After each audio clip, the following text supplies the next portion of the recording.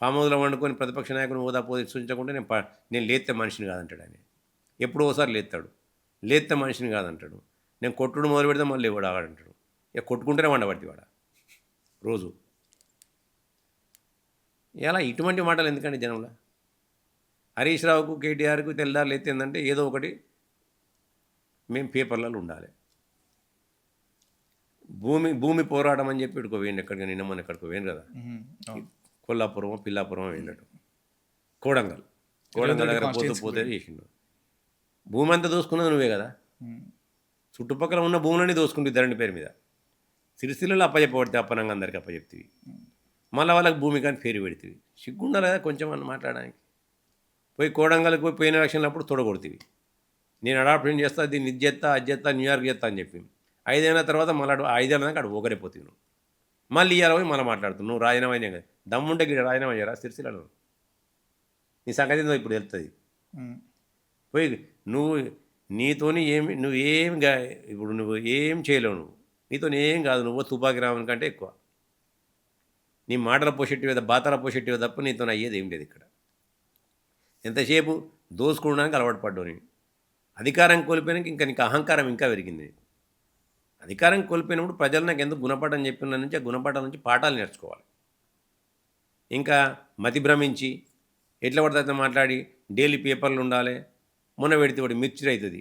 ఆ మిర్చి రైతు ఇంకా ఆ జరిగిన సంఘటన ఎప్పటికి గుర్తుంది. మళ్ళీ నువ్వే తలకాయ పెట్టుకుంటావు.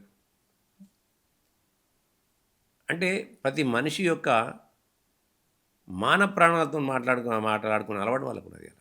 ఆ మనిషి ఎంత ఫీల్ అయింది వాళ్ళ. అది నీ ప్రభుత్వంలో జరిగిన సంఘటన. అది పోడు రైతులను కూడా తల్లులకు పిల్లను వేరు చేసి పట్టుకుపోయినాం భూపోరాటంలో. మంచిర్యాలలో ఇళ్ళ కొరకు గుడిసెలేసిన వాళ్ళని అందరినీ కూడా నువ్వు ఎట్లా తీసేసిన పని అందరికి తెలిసి వాళ్ళ. అంటే జనం అయిపోయింది, మమ్మల్ని మర్చిపోయారు అనుకుంటారా ఏంది మీరు? గూగుల్ ప్రచారం పెట్టి ఓ 4 పెయిడ్ టీవీ ఛానల్స్ని పెట్టుకొని, ఓ యూట్యూబ్ ఛానల్ని పెట్టుకొని, అలా పెట్టుకొని ట్విట్టర్ టిల్లుగా మారి పెడితే మాత్రం ప్రజల్ని నమ్ముతారా నేను? ఇలా రేవంత్ రెడ్డి గారిని రాజీనామా చేయమని అడగడం కాదు. దమ్ము ధైర్యం ఉంటే ఇలా నేను అంటున్నా కేటీఆర్ గారిని సిరిసిల్లలో రాజీనామా చేసుకెళ్ళు. ఆ ధైర్యం నీకుందా అని నేను అడుగుతున్నా ఇవాళ. ఆ రోజు చెప్పిన పెద్ద పీకుడు మాటలు చెప్పినప్పుడు మద్యం పంచను, పైసలు పంచను అని చెప్పి నువ్వు పంచిందే కదా. రారాబాయ్ ఎందుకైనా మంచి మా ఇద్దరం ప్రమాణం చేద్దాం రా అంబేద్కర్ గారు నిలబడని చెప్పిన. రాలే. మద్యం ఏరులై పారింది. డబ్బులు వరదలాగా పంచారు. ఎలాగ అనేకమైన మాటలు మాట్లాడుతుంటే దేనికైనా కొంచెమన్నా ప్రజలు మమ్మల్ని చూసి నవ్వుకుంటారు. అయినప్పుడు కూడా నవ్విపోదురుగా రాకెట్ సిగ్గన చందంగా వీళ్ళందరూ కూడా మాటలు తీరుంది. ప్రజలు వీళ్ళని విశ్వసించే పరిస్థితుల్లో లేరు ఇప్పుడు. కాబట్టి ఏదైతే హామీలు కాంగ్రెస్ ప్రభుత్వం ఇచ్చిందో 6 గ్యారెంటీల్లో ఆర్థిక వనరులు మాకు సానుకూలంగా లేకపోయినప్పుడు కూడా గత ప్రభుత్వం చేసిన తప్పిదాల వల్ల వాటన్నింటిని కూడా ఒక్కొక్క దాన్ని చక్కబరుచుకుంటూనే ఒక విజన్న ముఖ్యమంత్రిగా, ఒక దమ్మున్న ముఖ్యమంత్రిగా ప్రతి హామీని నెరవేర్చే దిశగా ఆయన పోతున్న అడుగులు వేస్తాను. మొన్నటిదాకా చూస్తే నువ్వు పోతే ఏటో పోతిగా డల్లా అదేమంటారు దావోసు ఇంగ్లీష్ చదివే సారు వాళ్ళు 80,000 పుస్తకాలు చదివే. ఈయన అమెరికాలో చదివచ్చే. ఎప్పుడైనా ఎమ్మడో వందిమాగతంలో పెట్టుకొని పోతుండే. రాజు వెడల రవి తేజం ఉండరుగా అన్నట్టు పోయినా వచ్చింది ఏంది? మా సార్కి ఇంగ్లీష్ పెద్దగా రాదు. మా సారు మా ముఖ్యమంత్రి గారు పాపం వాన కొడితే బడి బంధు, ఎండ కొడితే బడి బంధు, గా ఊళ్ళోనే చదువుకున్నాం. మేము కూడా గాడినే చదువుకున్నాం. అయినా మాకు వచ్చినా రాలేదా?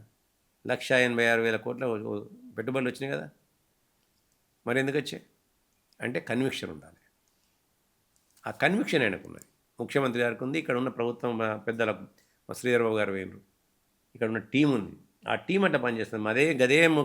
గదే ఐఏఎస్ ఆఫీసర్ నీతో ఉన్నారు అప్పుడు. మరి గదే ఆఫీసర్ని నియమడు ఉన్నారు. మరి ఎందుకు దిగపోయారు వాళ్ళు?